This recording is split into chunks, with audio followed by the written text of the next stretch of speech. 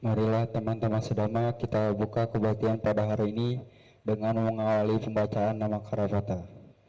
Arahang Sama Sambuddho Bhagawa Buddhang Bhagawantang Abhiwademi.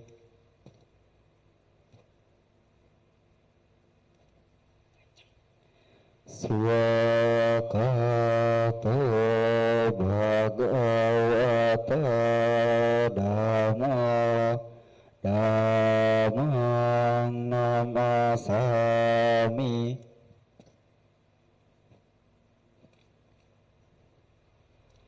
Supatipanno Bhagavato Sawaka Sangho Sanghang Namami.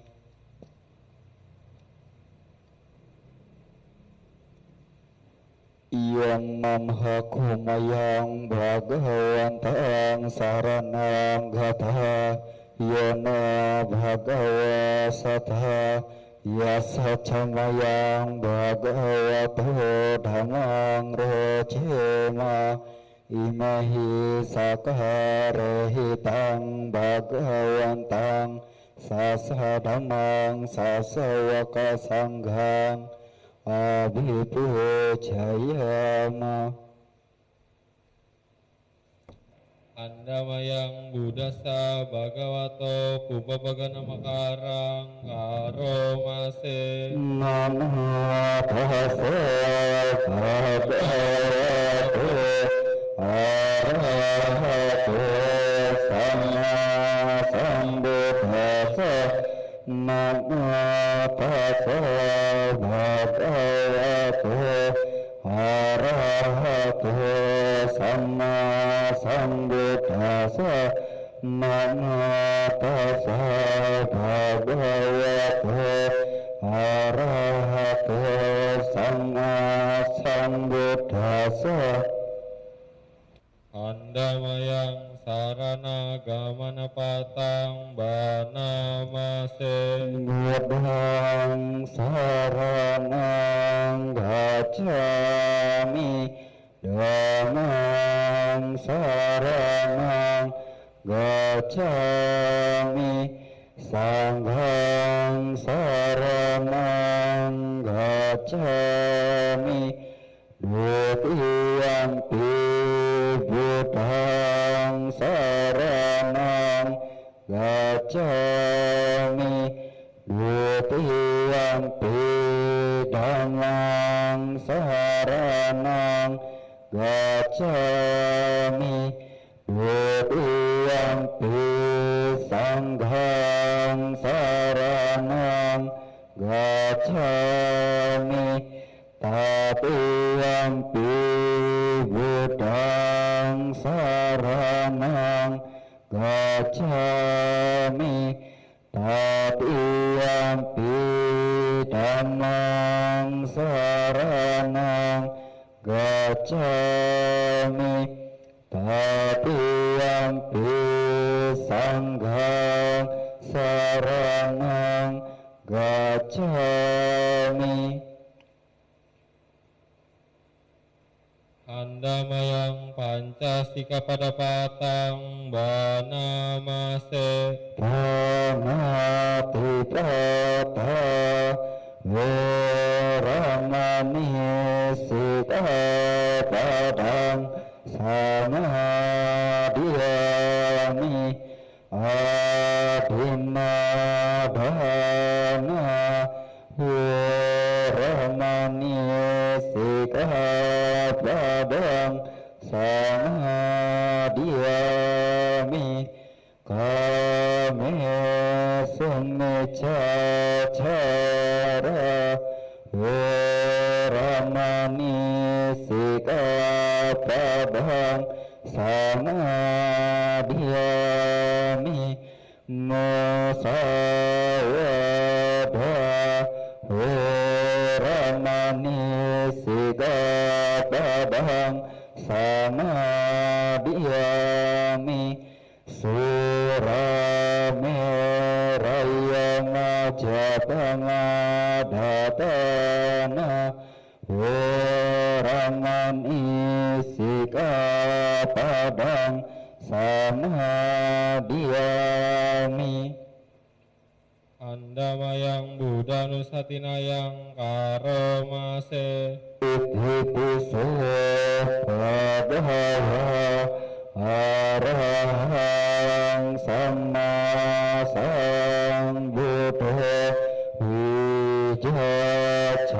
Wijacarana Santana Sugatele Pawidu Anutare Purisa Dhamma Sarati Sata Dewa Manusana Buddha Bhagavati Andamayang Damanusatinayang Karomase Swakato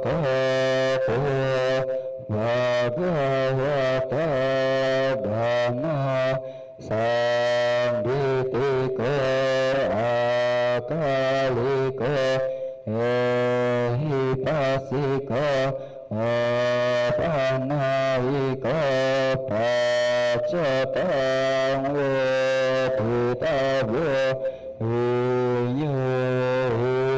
Uyuhi Andamayang Sanghanusatinayang Karomase Supatipano Bhagavato Sawaka Sangho Ujjuvatipano Bhagavato Sawaka Sangho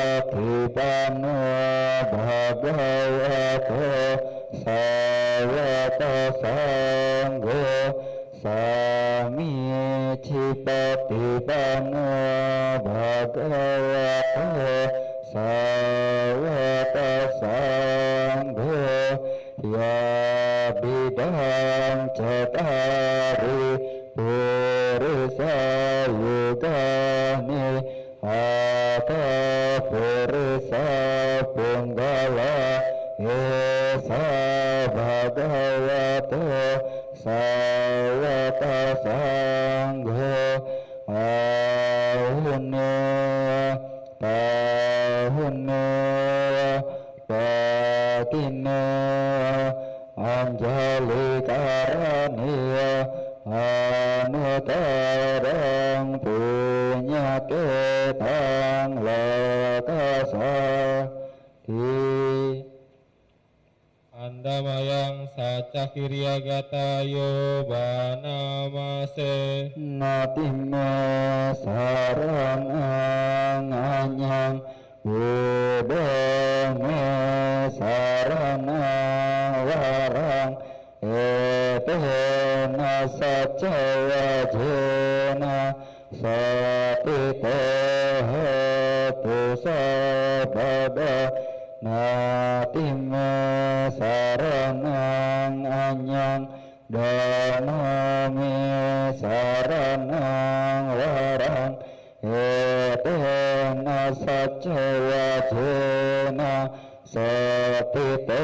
Satitehetu Sabada Natime Saranang Anyang Sanghome Saranang Warang Etena Sacawajena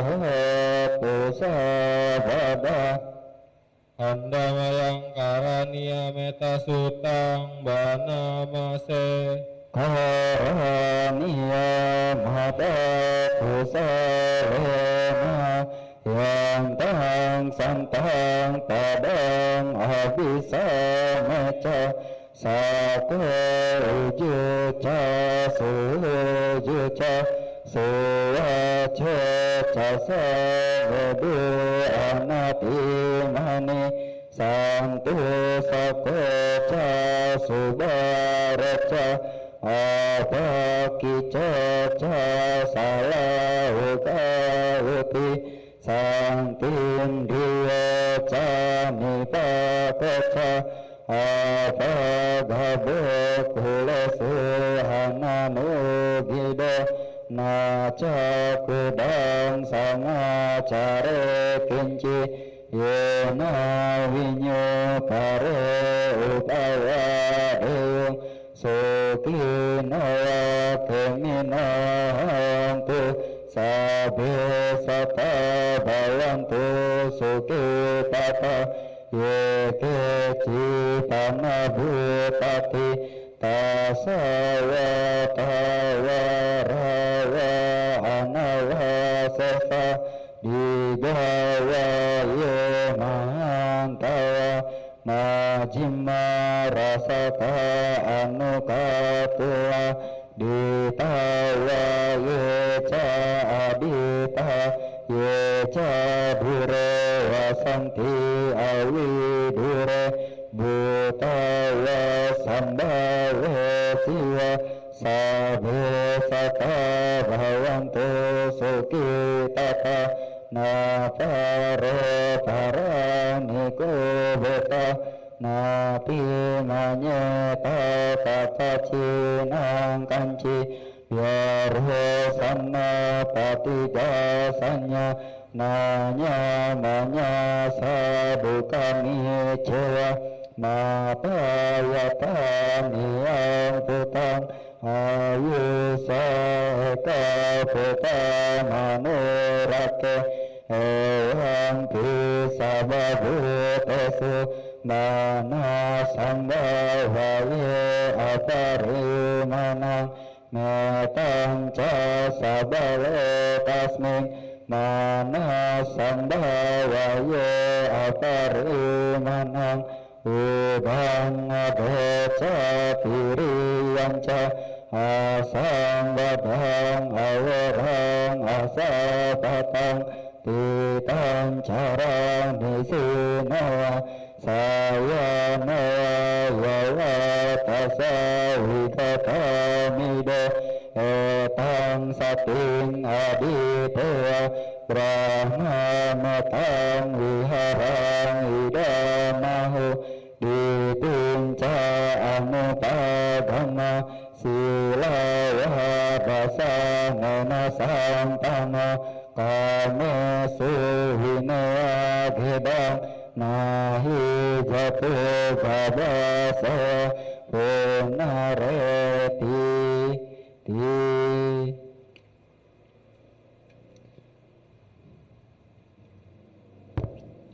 Andamayang abinha pacawe kanapatang banamase jara bangamhi jarang anapito yabidamamhi yabing anapito marana damamhi maranang anatito sabehime piyehi manapehina nabawo vinabawo kama sakohi kama dayado kama yoni kama bandu kama patisarana yang kamang karisami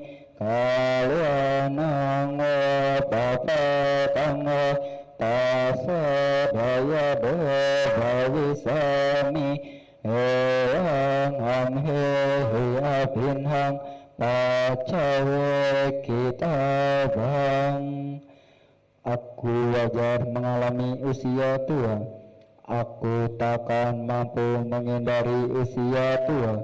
Aku wajar menyandang penyakit, aku takkan mampu menghindari penyakit. Aku wajar mengalami kematian, aku takkan mampu menghindari kematian. Segala milikku yang kucintai dan kusenangi wajar berubah, wajah terpisah dariku.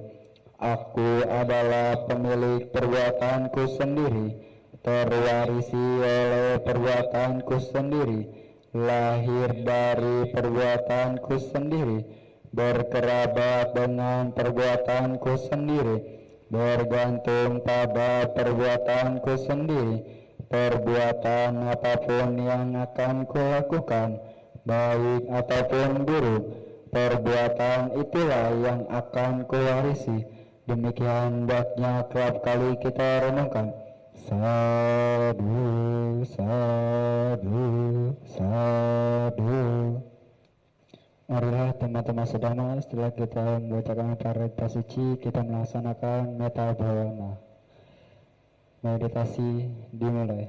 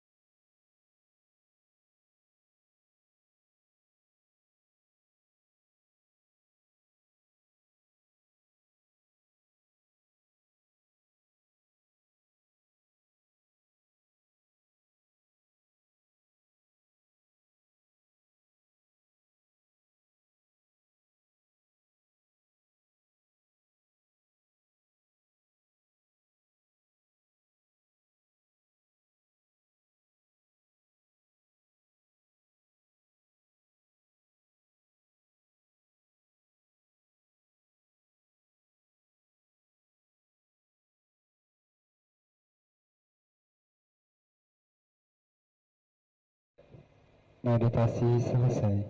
Sabbe sata bhavantu sukhitata. Semoga semua makhluk hidup berbahagia. Sadu, sadu, sadu.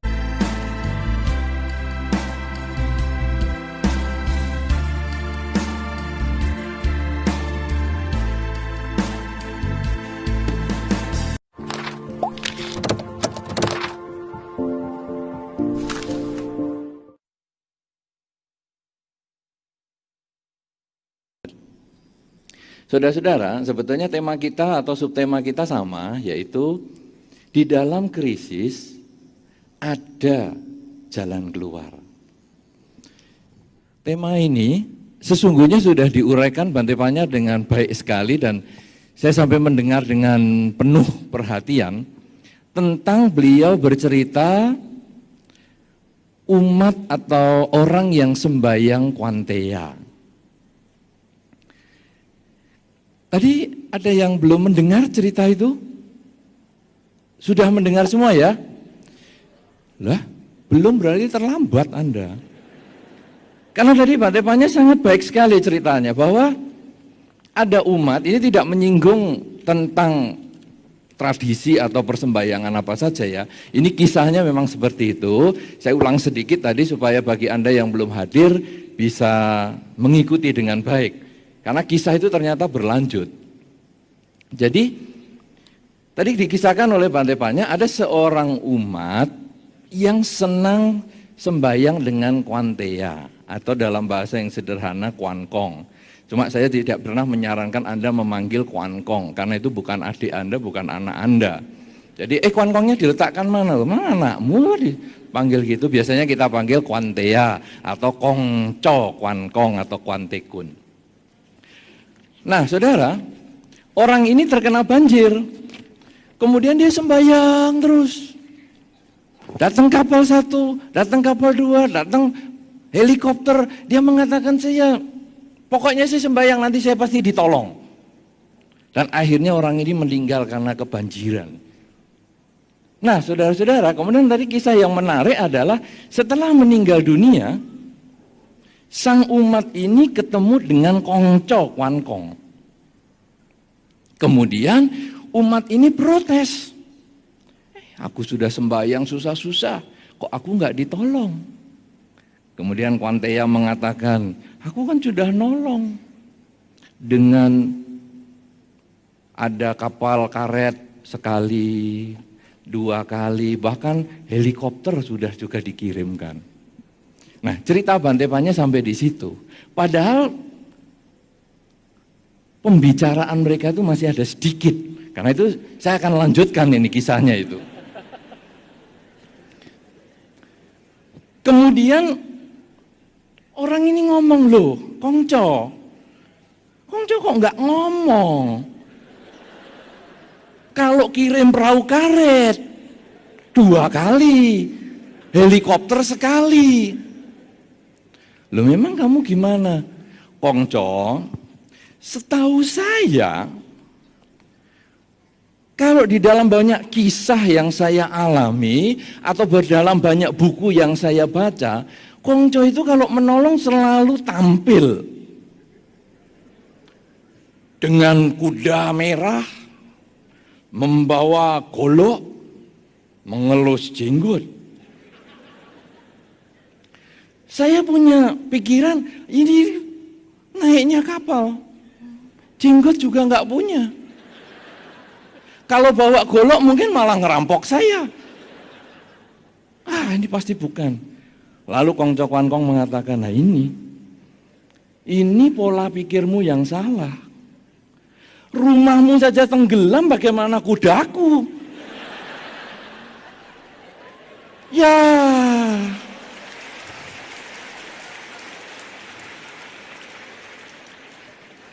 Apa ini saudara artinya? Bahwa ternyata di dalam kesulitan ada sesuatu yang harus kita ubah di dalam pikiran kita. Itu yang menjadi subtema kita bahwa segala kesulitan itu ada jalan keluarnya. Kalau tadi dia berpikir, oh iya ini sudah banjirnya sampai hubungan rumah. Nah kalau naik kuda, emang kuda bisa ditutup hidungnya? Apa sekarang sudah ganti kendaraannya jadi kura-kura?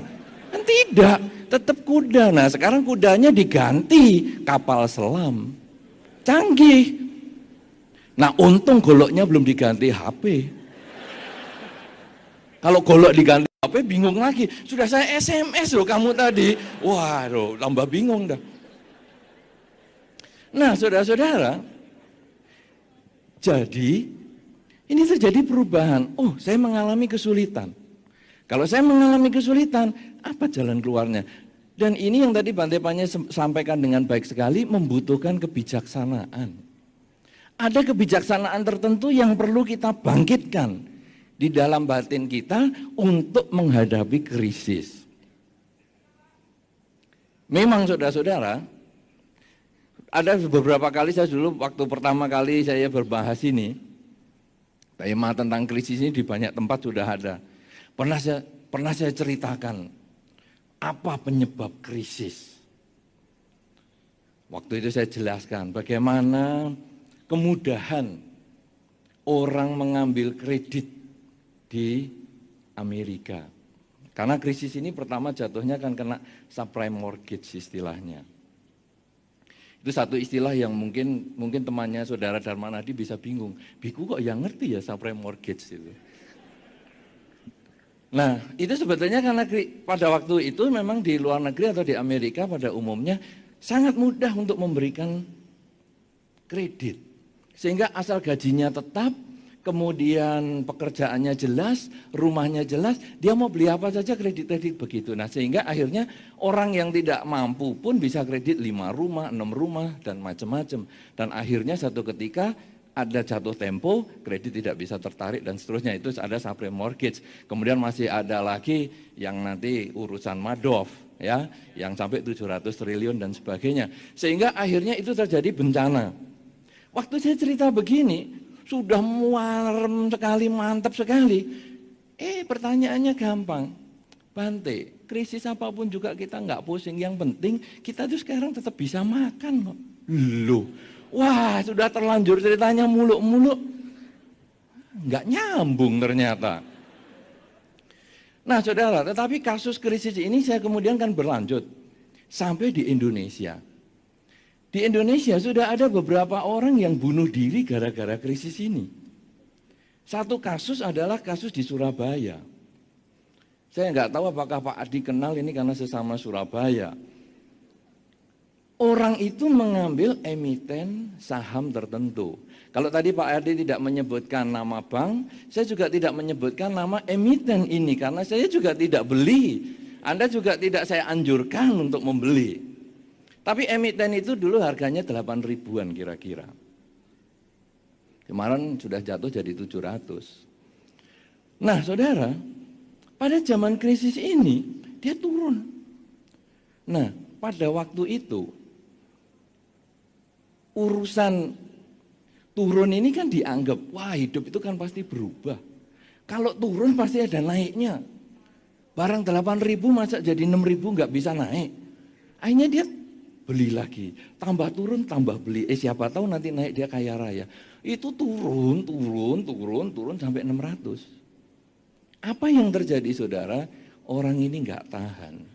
Utangnya jadi banyak. Dan akhirnya yang pertama anaknya dibantai dulu. Kemudian istrinya dibantai. Dan akhirnya dia sendiri bunuh diri. Pernah membaca kisah itu? Pernah ya? Iya. Nah ini surat kabar. Jadi ini sungguh-sungguh terjadi. Dan krisis ini terus berkembang. Sampai akhirnya beberapa hari yang lalu, ada salah satu pimpinan sekuritas yang sudah teralih tangankan. Bunuh diri, gantung diri. Pernah baca juga itu? Hah? Di mana? Di Indonesia, di Jakarta. Di Jakarta. Ya, ini di Jakarta, ini bunuh dirinya. Karena kita berbicara yang dekat saja supaya tahu bahwa kita ini sebetulnya ada problem perubahan. Cuman kita tidak siap menghadapi perubahan. Atau kalau dalam istilah cerita Kwan Kong tadi atau Kwanteya tadi, kita itu tidak mau mempunyai kebijaksanaan untuk memutar pola pikir kita. Atau dalam bahasa yang sederhana, putar otak. Kalau ada untuk yang diputar. Loh, kan katanya tadi Pak Adi ada otak kanan, otak kiri, ada juga yang enggak punya. Ya jadi mungkin kita mau putar otak tapi apa yang diputar ini? Enggak ada isinya. Karena katanya otak Indonesia adalah otak yang paling primitif. Sehingga di Jerman digunakan sebagai penelitian manusia primitif itu otaknya mendekati orang Indonesia, jarang digunakan. Nah, saudara, kita harus putar otak. Apa ini saudara? Nah, sekarang saya waktu mendapatkan tema ini, hadapi krisis dengan smart, ada tulisan yang agak aneh di situ, yaitu tulisan smartnya sendiri. Anda perhatikan enggak yang punya undangan? Atau bisa ditampilkan sedikit ini apa? Yang nah itu tulisan smartnya ada perubahan toh. Hadapi krisis biasa, Tapi smart, itu tulisannya lain loh. Panitia tahu nggak tuh kenapa dilainkan?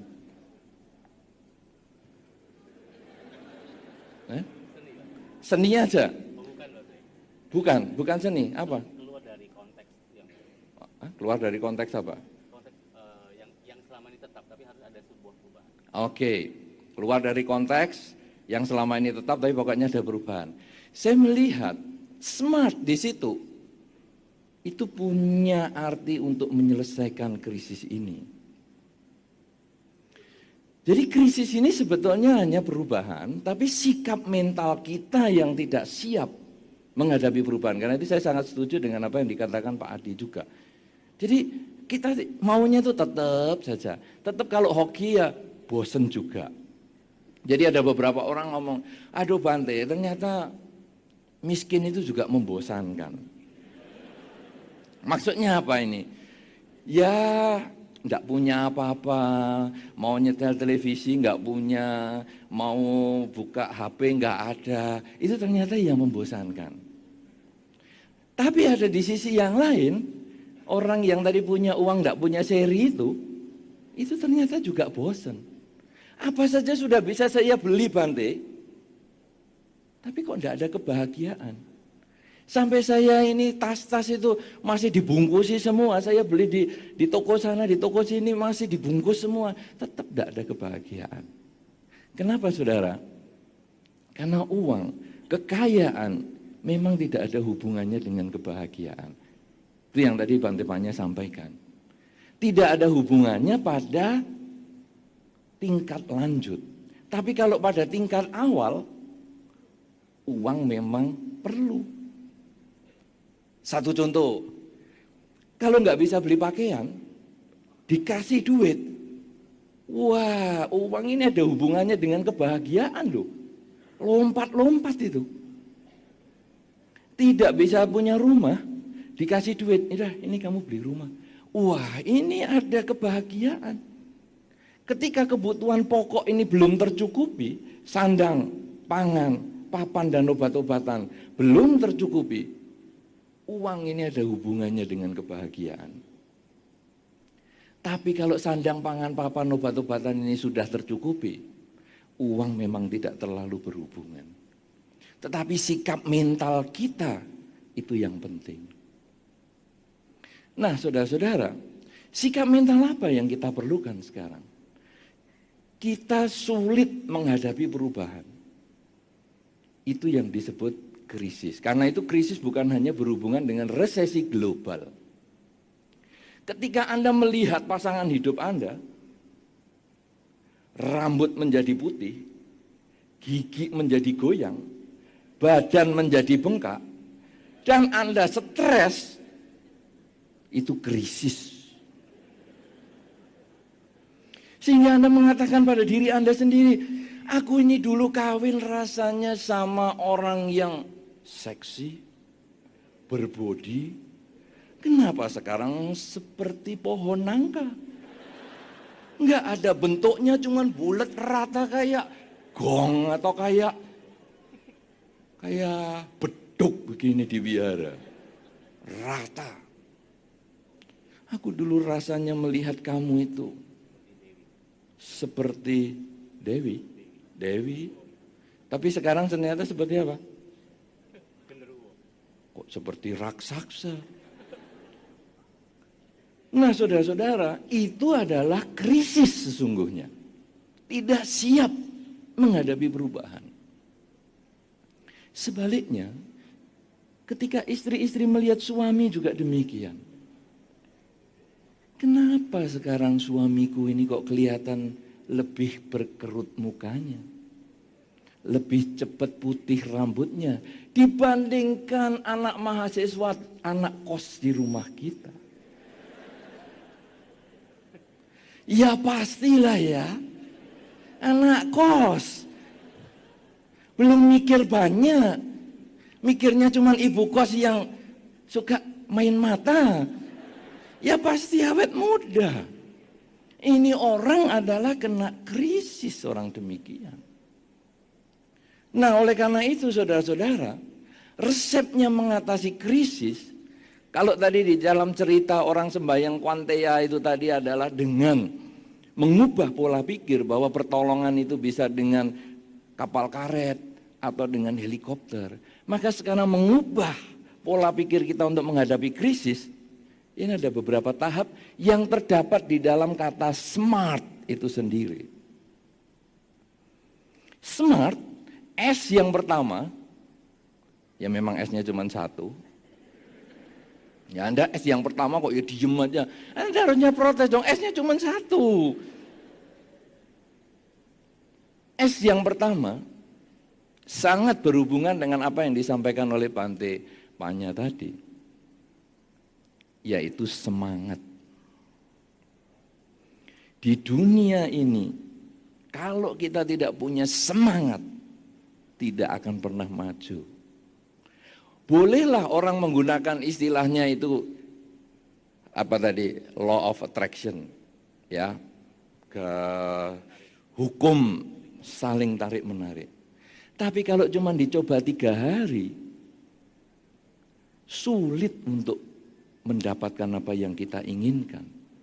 Anda harus coba dengan penuh semangat. 3 hari tidak bisa, 30 hari. Tidak bisa 300 hari. Tidak bisa 30 tahun. Tidak bisa 30 kehidupan. Pasti bisa. Kan problemnya kan kapan toh dapatnya?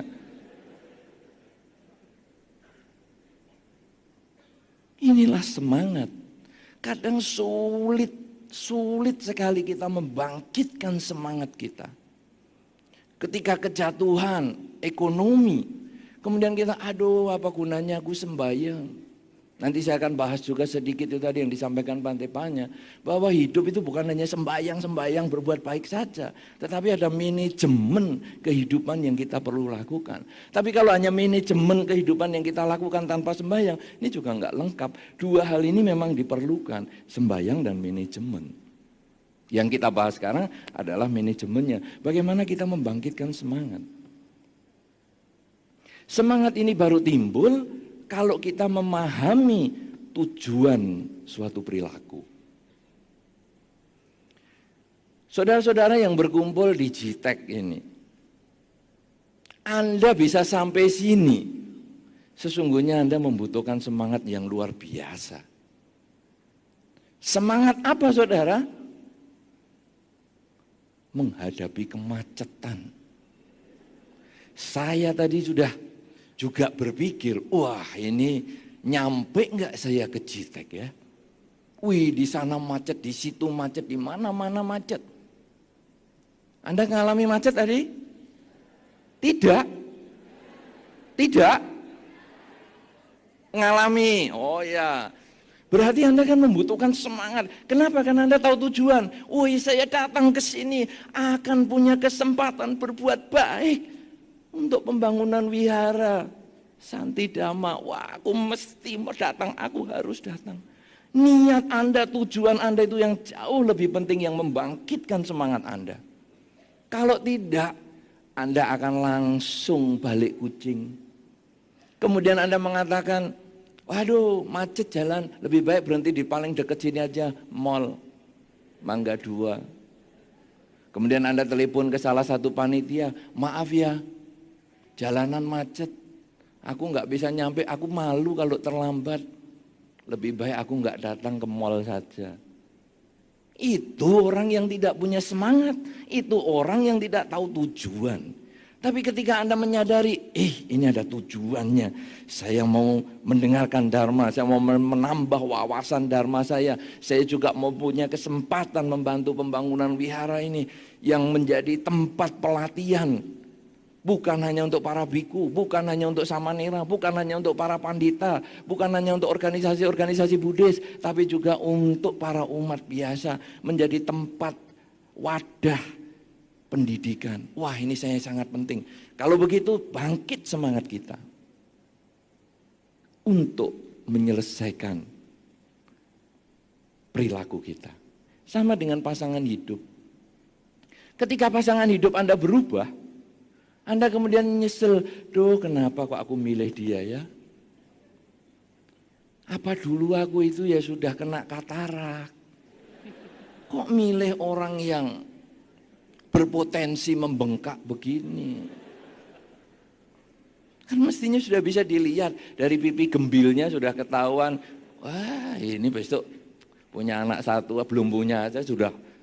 Wah, seperti dikatakan seperti gong mau pecah.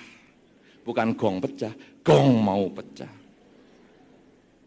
Saudara, kenapa? Kenapa bisa timbul gitu? Karena kita tidak siap menghadapi perubahan. Tapi ketika kita melihat tujuan, apa sih tujuannya? Saya dulu membangun rumah tangga dengan dia, tujuannya apa? Saya ingin membahagiakan dia. Tujuan orang berumah tangga yang paling tepat bukan apa yang saya dapatkan dari dia, apa yang membuat kamu menarik bagi saya, bukan. Tapi apa yang membuat saya ingin lakukan demi kebahagiaanmu. Sehingga akhirnya bentuknya kayak apapun juga tidak masalah.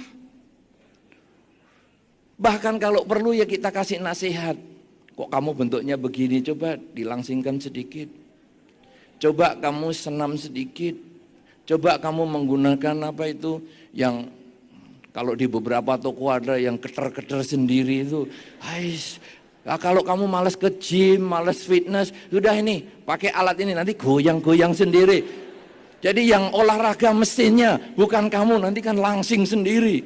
Lah tapi pipiku yang gemuk, oh ya sudah pipimu ditempel ini kan nanti goyang-goyang sendiri. Wah, saudara,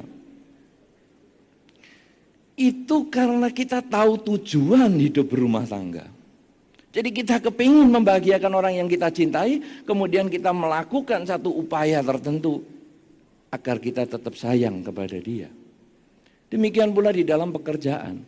Kadang usaha kita di dalam krisis begini, tidak disangkal saudara, ada beberapa orang yang sampai tutup toko, tutup pabrik, karena pesanan tidak ada.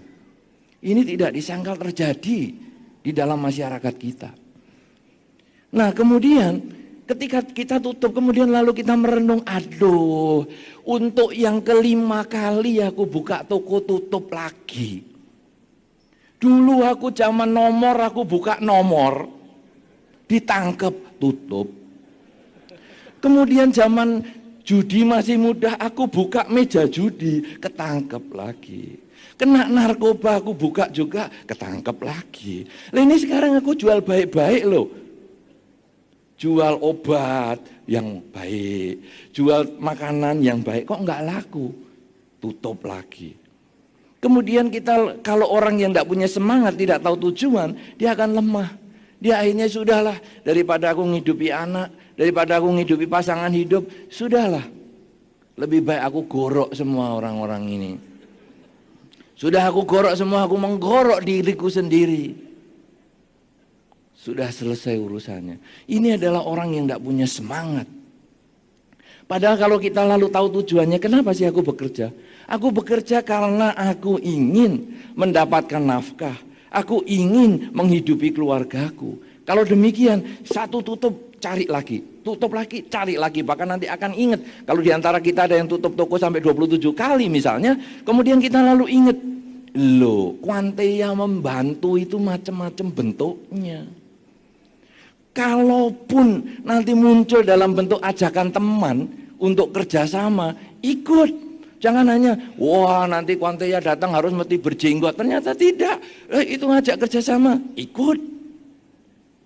Atau ada orang nawari seperti tadi yang diceritakan oleh Pak Adi, ditelepon kirim sekian kontainer, ikut. Atau kebetulan di tengah jalan ketemu tempurung kelapa, pegang, lalu buka, dan berdirilah di pinggir jembatan.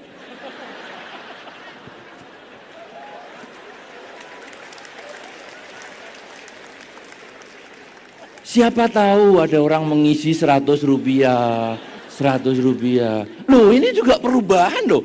Pertolongan bisa dalam bentuk tempurung kelapa. Jangan selalu berbentuk manusia kan. Nah saudara-saudara, tapi yang jelas itu lalu membuat kita bangkit semangat. Saya harus bisa, saya harus kerja karena saya menghidupi keluarga. Tulisan S itu adalah semangat. Kemudian M. Apakah yang disebut M? M di sini artinya mahir,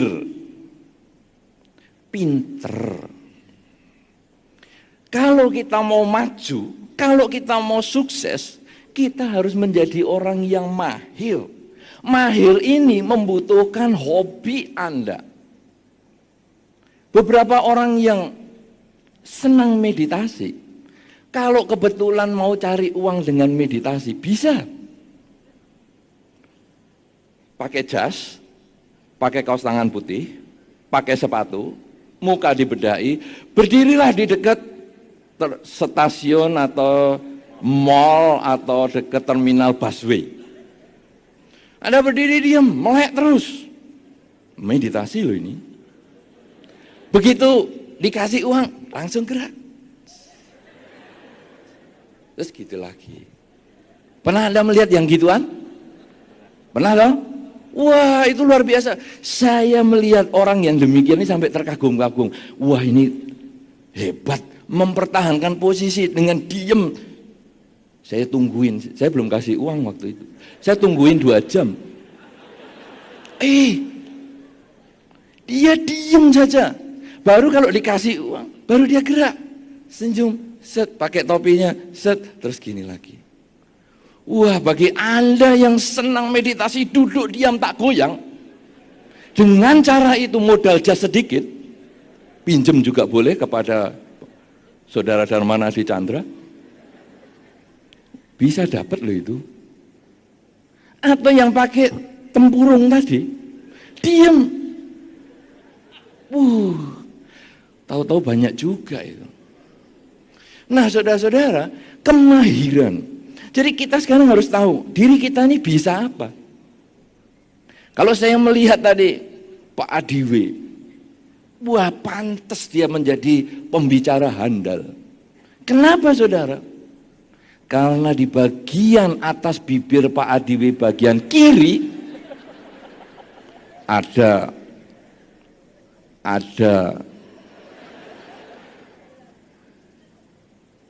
kutunya. Saya tidak sampai hati menyebutkan kotoran binatang tertentu itu. Saya tadi amati, wah itu kan besar sekali di situ. Wih, pantes. Ini keahlian beliau, kemahiran beliau. Makanya beliau mengatasi krisis gampang. Bahkan beliau mengatakan tidak ada krisis. Kenapa? Modalnya cuma satu itu. Maka bagi Anda yang kepingin pandai menjadi motivator atau provokator, bikinlah tato itu.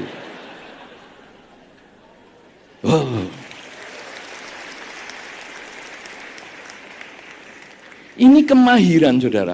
Tiap orang punya kemahiran tertentu.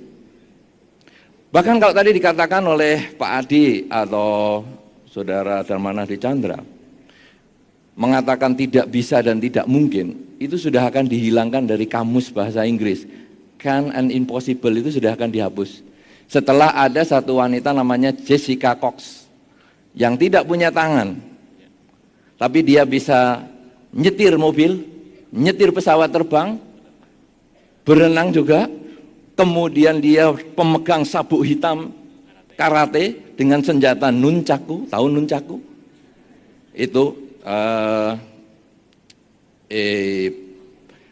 pentungan berantai, senjatanya Bruce Lee itu loh, nunchaku namanya. Kemudian dia pandai segala macam, sehingga kamus untuk kata tidak bisa dan impossible, yang tidak mungkin itu akan dihapus. Karena sudah tidak ada lagi kata itu sekarang. Artinya kita semua mampu melakukan. Belum lagi kalau Anda mengerti ahli. Seorang wanita dari Korea yang masih remaja, sangat ahli dia di dalam main piano. Jarinya cuma 2, kiri dan kanan cuma 2. Jadi 4 masing-masing. Totalnya 4. orangnya punya kekurangan di dalam fisiknya, orangnya mempunyai kekurangan di dalam cara berpikirnya, tapi kapan itu dia pernah ke Jakarta juga, ke Indonesia, dan dia main di sini. Pernah dengar Anda ahli? Pernah ya? Pernah nonton itu? Pernah nonton juga? Wah, hebat sekali. Kalau enggak nonton di YouTube aja. Jadi sangat luar biasa, saudara. Kalau mereka yang enggak punya tangan bisa nyetir pesawat terbang, main nuncaku dengan demikian hebat, pemegang sabuk hitam. Mereka yang punya jari cuma 2 bisa memainkan piano dengan demikian hebat. Apa sekarang yang kita bisa lakukan? Kita pasti mampu melakukan, kita pasti punya kemahiran tertentu. Dan itu yang harus kita gali, kemampuan itu. Karena tidak bisa disampaikan di sini, Anda yang sekian ribu orang, kemampuan Anda masing-masing. Tidak bisa kemudian kita ngamati, oh ini yang tai lalat keluar lagi lah. Tai lalat di kuping, ini berarti bisa jadi pendengar yang baik. Ya, sering dengerin radio aja, nanti menang kuis mungkin. Kemudian itu tidak bisa. Tapi Anda masing-masing harus tahu, saya ini ahlinya apa ya? Saya ahli masak, kerjalah di bidang masak memasak yang ada hubungannya dengan itu. Anda ahli menggambar, bekerjalah yang ada hubungannya dengan gambar menggambar. Sehingga akhirnya Anda akan bisa mengatasi krisis. Ini baru 2 loh, S dan M. Semangat, mahir. Sekarang A. A adalah analisa. Bagi Anda yang belum tahu kemahirannya, dianalisa sendiri. Apa ya? Kalau nggak bisa tanya kepada orang, menurut kamu aku ini mahir apa ya? Menurut saya sih kamu mahir nganggur-ngangguran. Mahir nganggur. Apa ya? Kalau nganggur saya ini ngerjakan apa? Oh, santai-santai. Kalau begitu saya bangun tempat untuk rileks. Jadi saya sewakan satu ruangan di rumah saya, kemudian saya bangun untuk rileks sehingga orang kalau nganggur di situ seperti nganggur di surga. Duduk dengan enak, nyaman, musiknya bagus, lampunya remang-remang. Wih, nyaman. Kenapa? Karena dasarnya nganggur tadi. Coba kamu melihat saya gimana? Kamu itu tukang ngintip. Jadi kameramen. Yang ngintip dapat biaya, yang diintip happy. Ini kan luar biasa. Coba kalau kameramen nggak suka ngintip, repot kita jadinya. Ini tukang-tukang foto, ini semua tukang ngintip semua. Tapi Anda kalau nggak diintip, Anda malah stres loh. Aku udah bagus belum? Sudah, kan diintip lagi.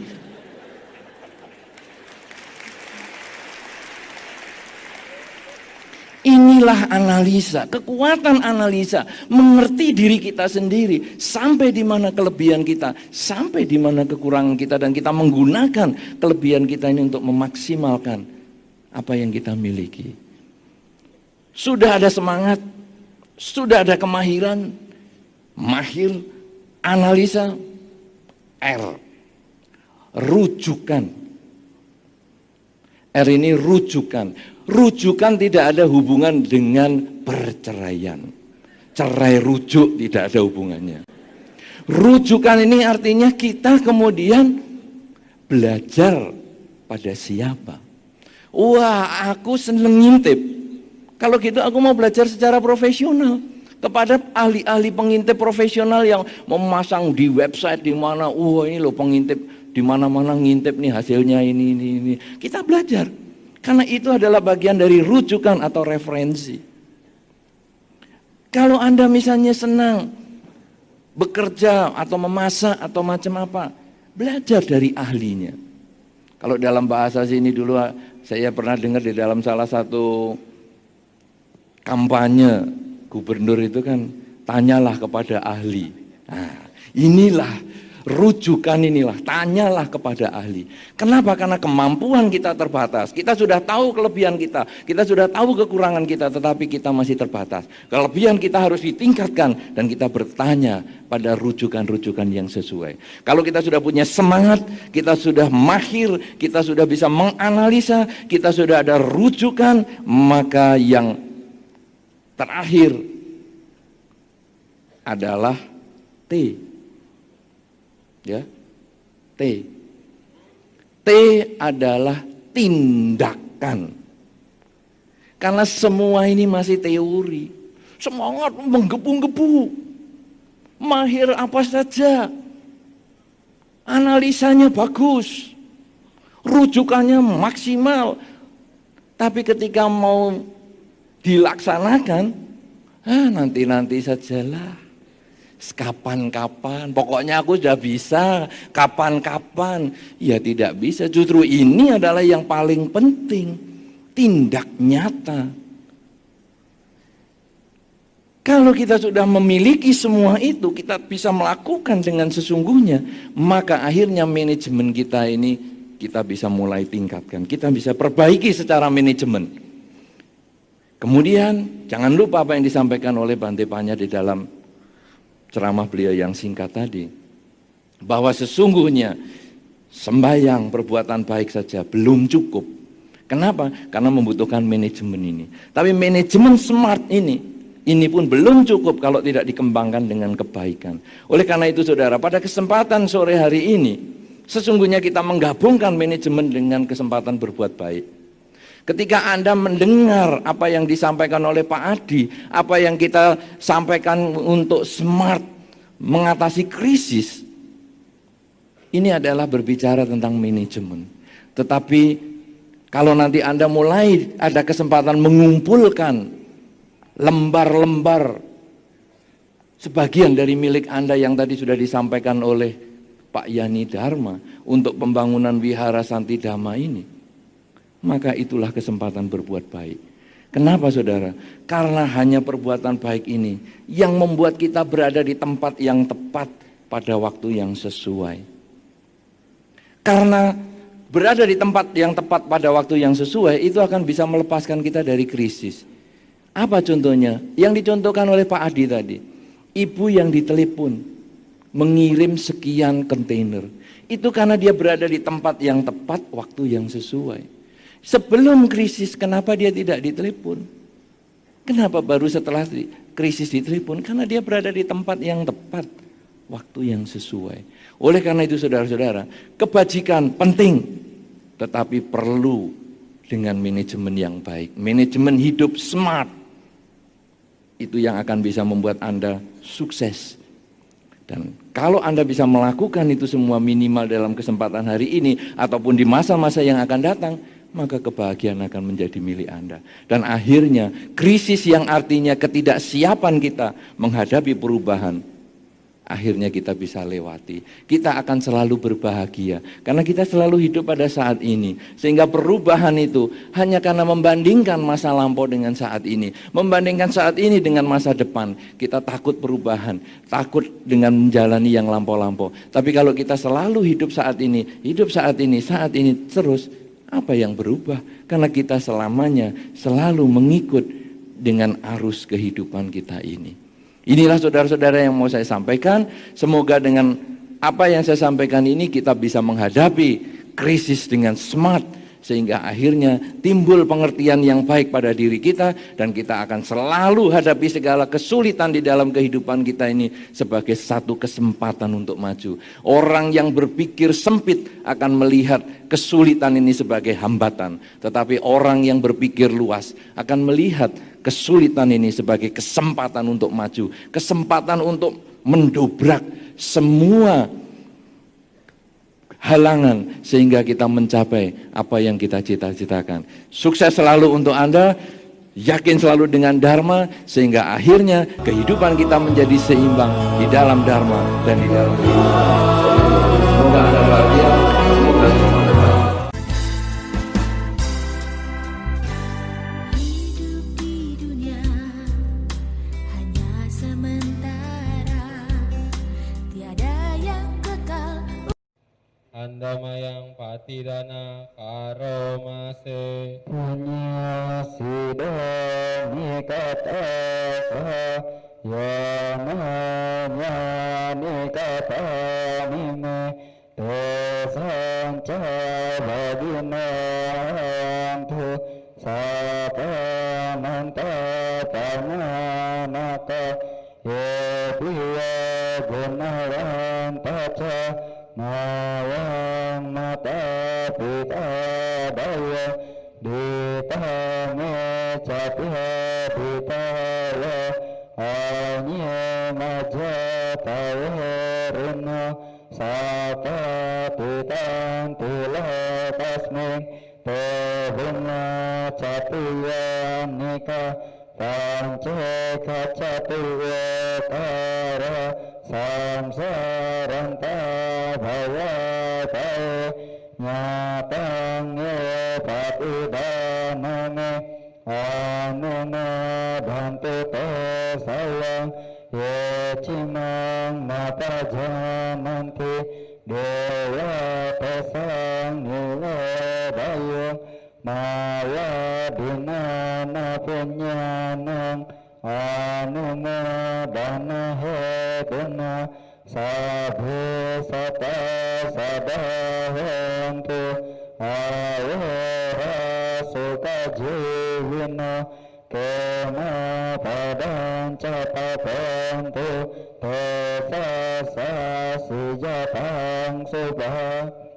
Semoga jasa-jasa yang kulakukan kini atau di waktu yang lain melimpah kepada semua makhluk, tiada batas, tiada hingga, yakni kepada mereka yang kukasihi, yang berjasa seperti ayah dan ibuku, kepada mereka yang kukenal ataupun yang tidak, dan kepada mereka yang bersikap netral atau bermusuhan, makhluk-makhluk yang berada di alam semesta, di ketiga alam, keempat jenis kelahiran, terdiri dari 5, 1 ataupun 4 kusan bentuk yang mengembara di alam besar dan alam kecil.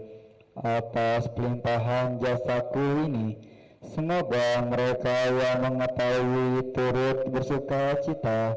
Bagi mereka yang tidak mengetahui, semoga para dewa memberitahukannya berkat turut bersuka cita atas jasa-jasa yang kulimpahkan ini. Semoga semua makhluk senantiasa bebas dari kebencian serta hidup dalam kebahagiaan. Semoga mereka mendapatkan jalan kedamaian.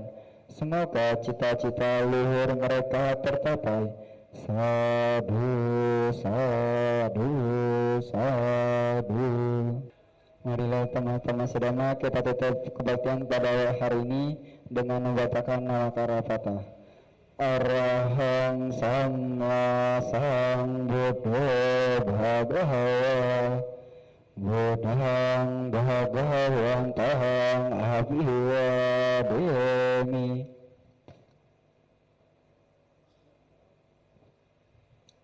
Swakato Bhagavata Dhamma Dhammang Namasami.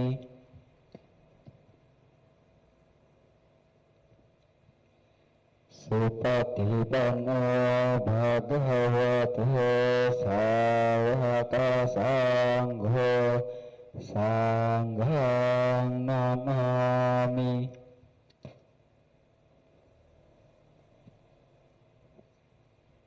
Sabya sata bhavantu sukhitata. Semoga semua makhluk hidup berbahagia.